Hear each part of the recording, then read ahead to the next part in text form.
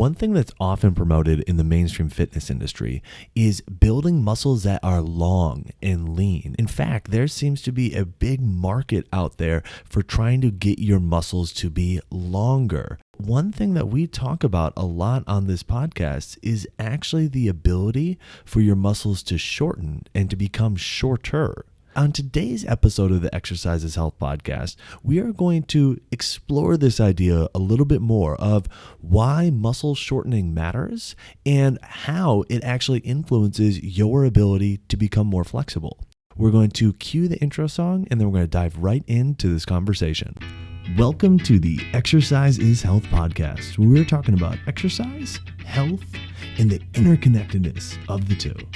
We are your hosts, Charlie and Julie, and we will be coming to you every single week from our studio, Muscle Activation Schaumburg. Hey, welcome back everybody to the Exercise is Health podcast. We are your hosts, Charlie and Julie, and we're coming to you from our studio, Muscle Activation Schaumburg, here in Schaumburg, Illinois. Now, at Muscle Activation Schaumburg, we believe that your health is your most valuable asset, and the single best thing that you can do to both boost and protect this asset is exercise. Specifically, exercise that's geared towards building the health and function of your muscles. And if you are looking for a convenient way to exercise from the comfort of your own home using minimal equipment and doing workouts that are less than 25 minutes, then you are going to love the MAS Home Workouts Bundle. This bundle includes over 100 workouts that can all be done from home. They're video guided by both Julie and me, and we walk you through the exact exercises that you need to be doing to build the health and function of your body using minimal equipment and getting it done in under 25 minutes. So if this is of interest to you and you want to learn more about how to use exercise to build the health and function of your body, head to homeworkout.matschaumburg.com.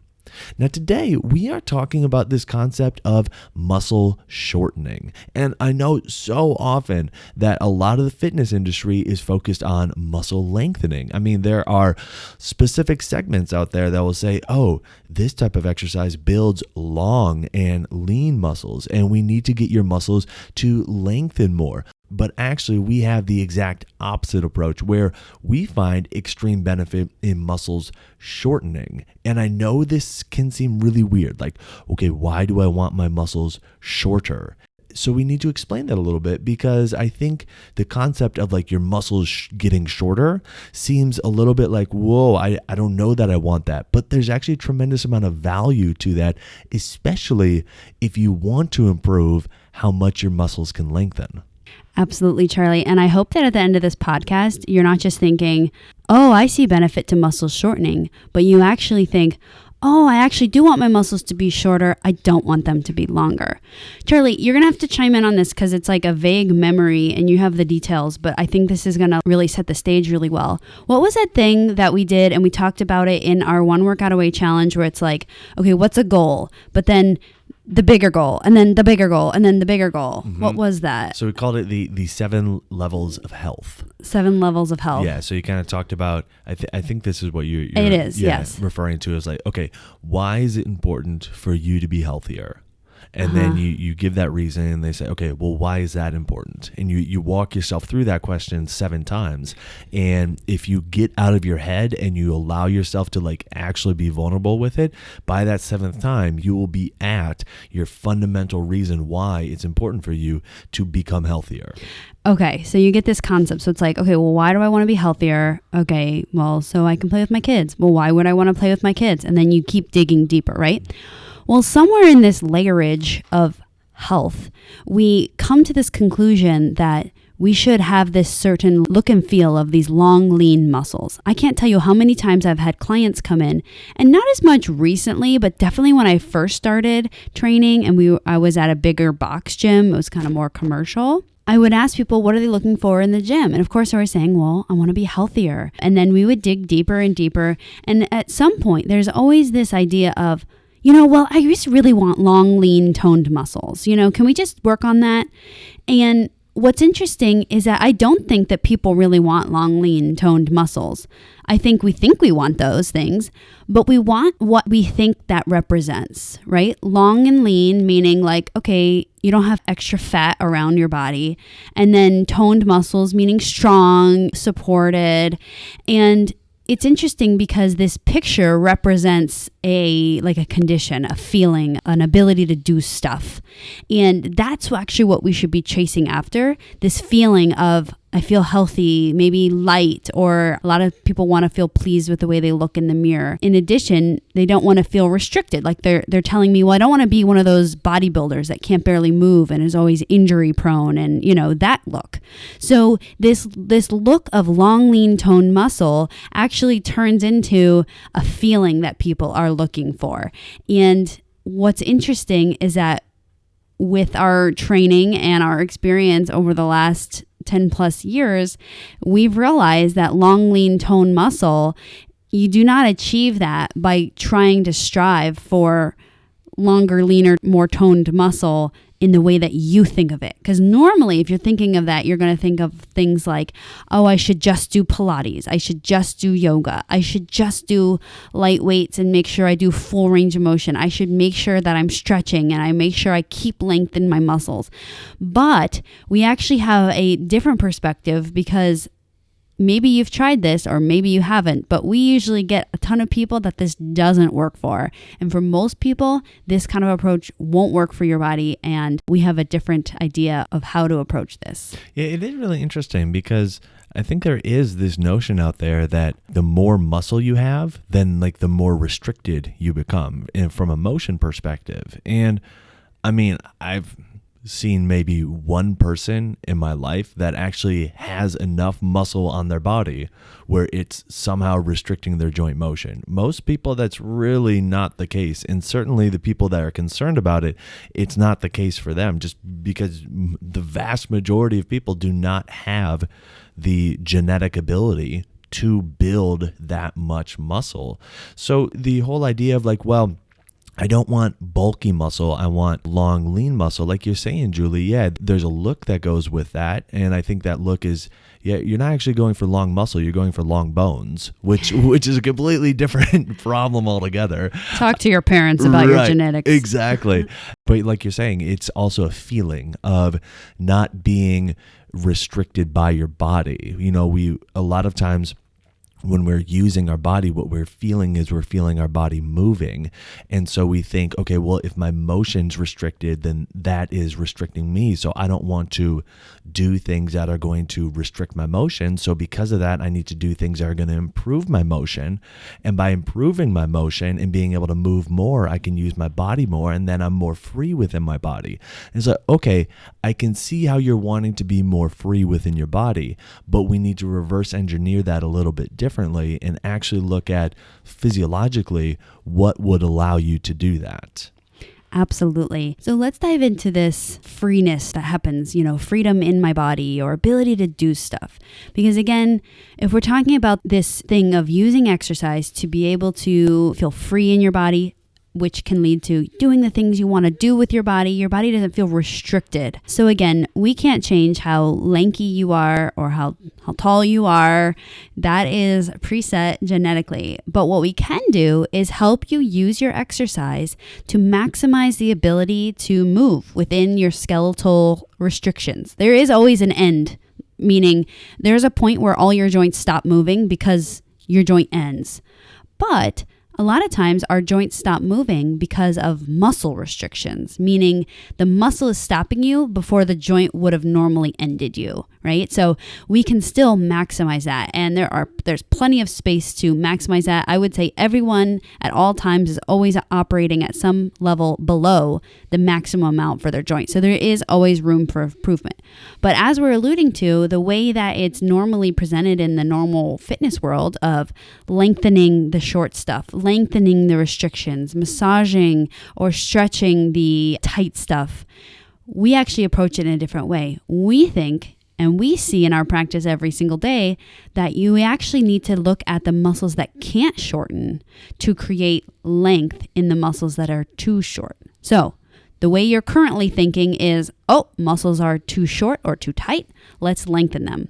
We're saying, where are the muscles that are too long or unable to contract and get tight? We need to get those to be able to contract and get tight. The reason being is if we look to a muscle level, what is the one thing that muscles do? That is contract. They have one job, contract. When muscles stop being able to participate in their one job, which is contract, other muscles will start to do this thing called compensation. You might have heard that word before. If we can restore a muscle's ability to do its one job, a lot of areas and other areas in your system, especially in your muscle system, will start to not compensate anymore for that lack of ability to contract. Yeah, this idea was originally brought to us within Greg Roscoff's Muscle Activation Techniques education program, and it's something that we have seen play out time and time and time again within ourselves and with clients, where when you improve the ability for muscles to shorten, you also improve the ability for muscles to lengthen. Like you were saying, Julie, when a joint moves or when somebody say like bends their elbow, and if it doesn't bend as much as they want, a lot of times the focus is on the lengthening side of things. Like, oh, that side is too tight. Well, that's 50% of the equation, right? Like there's also this side that is getting shorter, meaning like your biceps, okay? And what's really interesting is, let's say you're bending your elbow and you're not holding any weights in your hand, and you can bend your elbow just fine. But then let's say you grab some 20-pound dumbbells and those feel pretty heavy for you, and you try to bend your elbow and you can't bend your elbow as much as you can. Like, you wouldn't look at that scenario and say, well, I can't bend my elbow as much because now my tricep is really tight. You'd say, okay, well, I can't bend my elbow as much because I have this heavy weight in my hand and it's not strong enough to bend my elbow. Like, my biceps can't shorten enough. And that scenario really plays out far beyond just, the times when we're lifting weights or the times where we're carrying things. It goes to like, okay, if you can't lift your arm up as high as you want, it may be that the muscles that are supposed to be lifting your arm aren't strong enough to do that, and they're not able to shorten well enough to do that. And by improving their ability to shorten, then you'll be able to move your arm farther. Just like by improving the strength of your biceps when you're holding the 20-pound weight, you'll improve your ability to bend your elbow while you're holding that weight. And so when we explain it that way, a lot of times people can start to see, oh yeah, there's at least another option out there, aside from just focusing on trying to lengthen and stretch things. Like, there's also this strength side, this shortening side of things. And usually that's kind of the starting point for this discussion of, the shortening side. That's actually not just an option. That's in a lot of ways like the primary option, and really a big driver of how much can your muscles lengthen is how much can your muscles shorten. Yeah, I love that you said that it is the primary driver for dictating how much a joint can move. The part that gets confusing for a consumer, and maybe not our listeners, because you guys are probably a bit more educated than, everyone else out there because you listen to stuff like this. But last time you had a tight muscle, could you feel it? Totally. It probably bothered you. You probably told your spouse about it. You probably texted someone about it, like, oh man, this is tight. It hurts me. It's bothering me. I wish it would just release. And that's why I think we get so focused on the tight stuff instead of the contraction side, because the tight stuff is hollering at you. We know what's tight because you feel it. The contraction side is a little more tough because you don't feel it. It's not functioning well. It's not screaming and hollering at you. I did this really cool video probably 8 years ago now. I think I've lived in Illinois for 8 years. Anyways, it was at my first job when I moved into Schaumburg, and we had one of those sit and reach things. Do you guys know that when you were in elementary school, you did this PE testing where it's like, okay, sit down and reach forward. So I sat down, I reached forward. So just to paint the picture of what Charlie and I see when you sit down and reach for your toes. Can you picture that? Yeah. A lot of us feel, right, your back, your butt, your hamstrings, maybe into your calves, that side is getting longer when you reach down for your toes. What you can't feel, but what is still happening as equally as much, is the other side is getting shorter. So if one side gets longer and you feel like tension or tightness, there's always another side. It doesn't not exist. And it's happening at the same time. It's not like the lengthening side is superior or anything. So the other side is getting shorter, which is things like your abs, like the front of your tummy, right? It's getting shorter. You're like folding that way. Your hip flexors, so the front of your hips are getting shorter. Your quads are getting shorter. So while you're getting this longer side, you're also getting this shorter side. We could apply that principle to every single motion. The motion that Charlie brought up with elbow bending, with arm raising. You could do trunk twisting. All of that stuff always has a shortening side and a lengthening side. So I did an experiment. First, I just reached for my toes, coming from nothing. How far do I go? The next thing is I did 3 30-second stretches, trying to lengthen the lengthening side. So I was trying to put more length in the stuff that was already trying to get long. So I was stretching forward. So I was trying to stretch my low back, stretch my butt, stretch my hamstrings. And of course, you always feel your calves too. So I did 3 30-second holds stretching.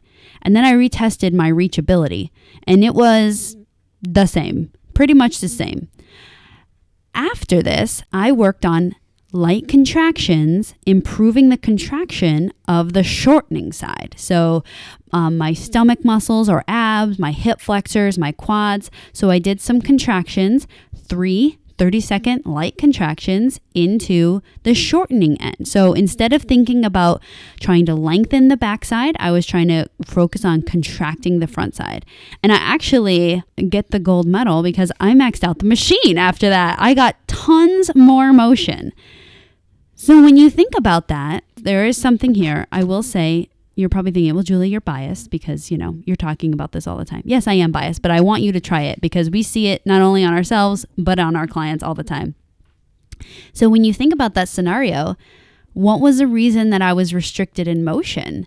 You might think, well, of course, this is how we're trained. It's because there wasn't enough length in your hamstrings and butt and low back.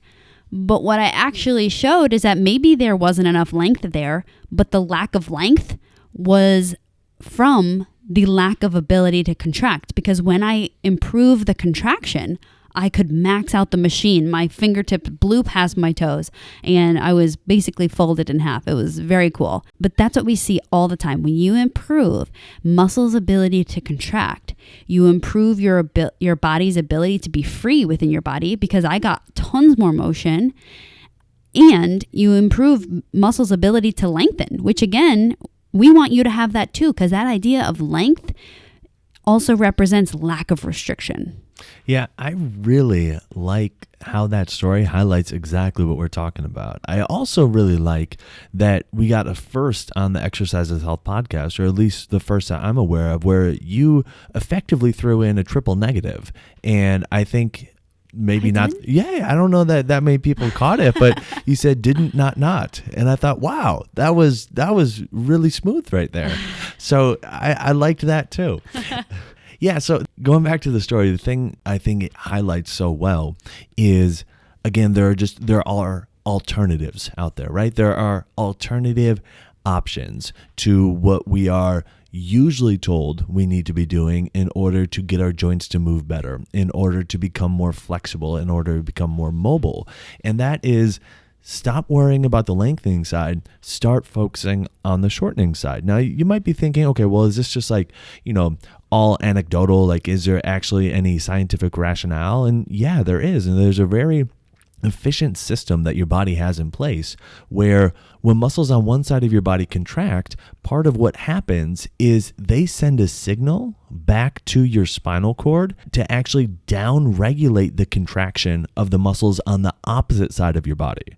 Like, that makes sense, right? That would be a really efficient system to have in place so your joints can move easily. You don't want like constant, like equal contraction on both sides. It'd be really hard to move like that. So your body says, okay, well, why don't we make this a little bit more efficient? When we feel one side contracting, we're going to actually be able to then down-regulate the other side's ability to contract. So it doesn't contract as much, and therefore you're able to move. Well, the flip side to that is, when one side is not able to contract as well, that kind of down regulation that should be happening to the other side when you try to move it doesn't happen as much. And so when there's not as much down regulation, that means that those muscles are contracting more.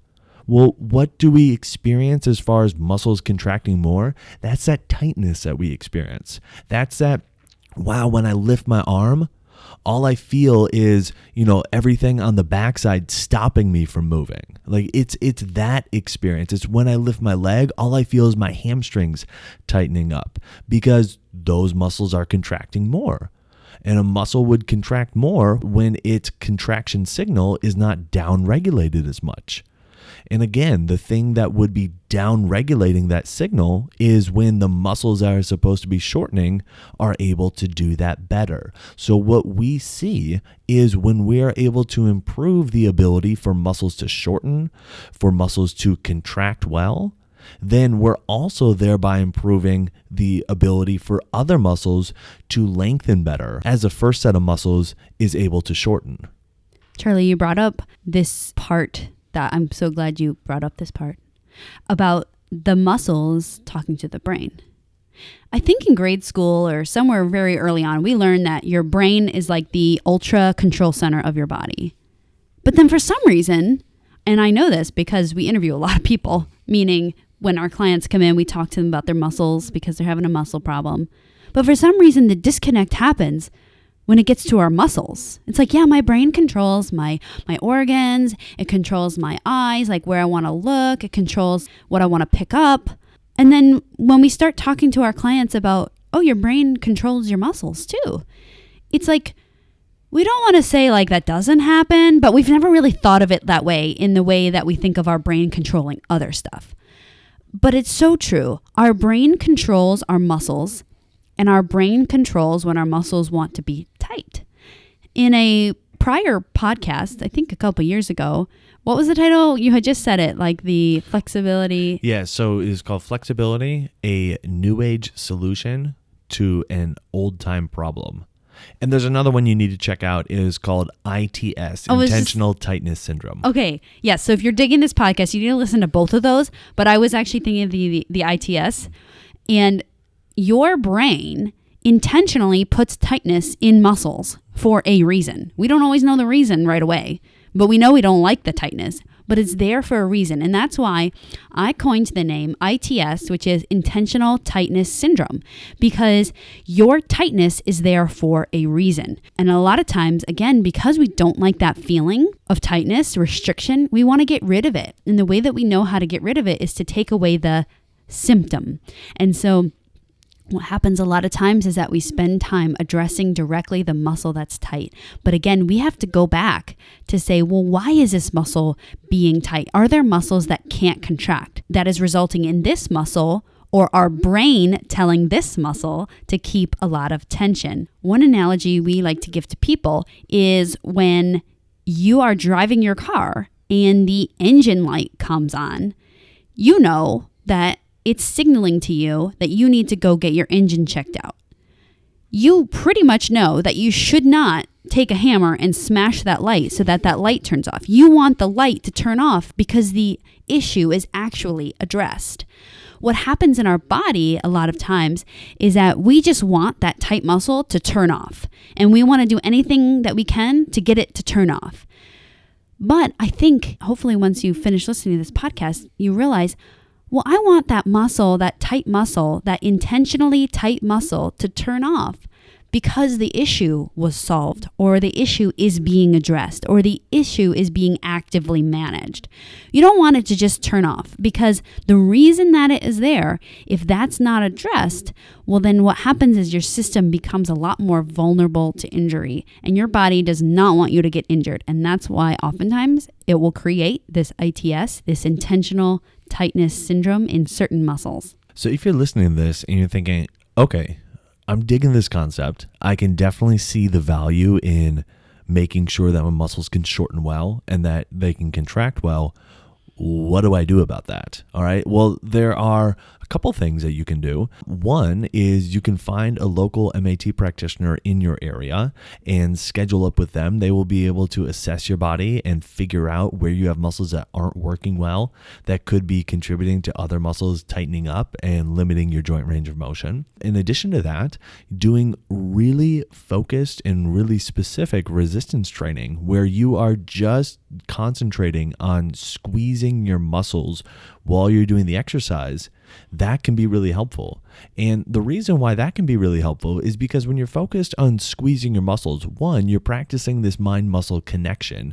So you are focusing on the shortening of the muscle. Number two is you're going to be able to sense when you should stop moving, meaning you're not going to move too far while you're doing the exercise. And one of the things that we see cause people to tighten up, which ironically is one of the solutions that a lot of times gets thrown out for what people need to do when they tighten up, is they move too far. Meaning when they're doing an exercise, they're focused more on the motion than on the contraction, and they end up moving too far for their joints or too far for where their body says is appropriate for them. And then, like Julie was saying, their body goes into like a protection mode and they tighten up after. They feel achy and beat up and sore after. So one way that you can start to mitigate that is while you're doing your resistance training, keep your focus on squeezing your muscles, not on moving your joints. And then that will help to limit the likelihood that you move too far, which will help to limit the likelihood that your body tightens up after. I love that. And another tip for you guys is if you currently experience tight muscles or achy muscles, you can do a little self-assessment and just slowly move your body in a chair. You can sit down or you can stand up or lay down, whatever you feel comfortable. But wherever you notice that there's a lot of tightness building, you can identify that, and then you can do light contractions into the motion rather than, again, focusing on the lengthening side and trying to kind of force your body into the motion. An example of this would be like the one I just gave. A lot of people practice touching their toes. So if you feel tons of tightness with that, instead of grabbing your feet and pulling and yanking and trying to lengthen your backside, you can put your hands on your shins and then do light ab contractions in the same position, the same motion. It's just you're going to do light contractions into that motion. I'd like to give one more example, which is we can do a trunk twisting one. A lot of people really want twisting, especially this time of year because it's the height of golf season. Yes. So we want all the trunk twisting. But even if you're not a golfer, trunk twisting happens every single time you take a step. So if you walk, which most of us do, you are trunk twisting a whole bunch throughout the day. You can sit up in a chair and you can slowly rotate to one side and slowly rotate to the other side. You can see if you feel tightness as you go. That means your muscles are trying to stop you from going. And then what you can do is you can twist and you can contract into that twist rather than trying to, usually people actually take their hands and grab their thighs and kind of pull to twist and stretch into that position. I would suggest that you just keep contracting as you twist into that position and kind of hold the end position and keep that contraction. And what happens when you do this is two things. Number one, you're being respectful of your body's range of motion. And we know that the more that you do that you can do, and I'm going to say that again because I meant to say that, the more that you do that you can do, the more your body will allow you to do what you can't do. And the more that you do what you can't do, the more your body will try to protect. So making sure you stay within your range, don't use your hands to manipulate how far you can twist, and just contract right at your natural end range. So who do you know that needs to hear this episode? Who do you know that is really focused on trying to get their muscles to lengthen, either because they feel like their muscles are really tight or they feel like their joint motion is limited, or because they're going for longer, leaner muscles? Share this episode with them so they can explore why we find value in actually getting muscles to shorten in order to then help their muscles lengthen. And while you're online, if you wouldn't mind, head on over to Apple Podcasts and leave us a rating and a review. It helps people find this episode when they're looking for information on exercise and when they're looking for information on health. So if you found value in this conversation today, way? Let us know by leaving us at 5-star rating and review. Well, thanks so much for tuning in. We always appreciate it. Have a fantastic week. We'll talk with you all next week.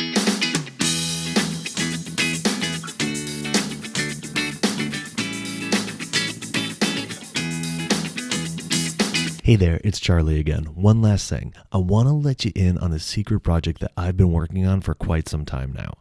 I am planning on releasing a book by the middle of summer 2021. But here's the thing, because I'm self-publishing this book, there's only going to be a limited number of copies available at any given time. So to learn more about this book and to be one of the first to find out when this book actually gets released, what I need you to do is go to exerciseforlifemethod.com.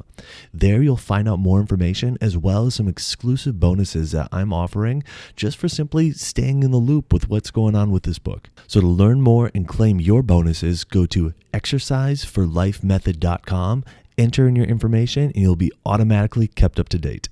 Learn all about the book and bonuses at exerciseforlifemethod.com. This podcast is for information purposes only. The statements and views on this podcast are not medical advice. This podcast, including Julie and Charlie Gates, disclaim responsibility for any possible adverse effects from the use of information contained herein.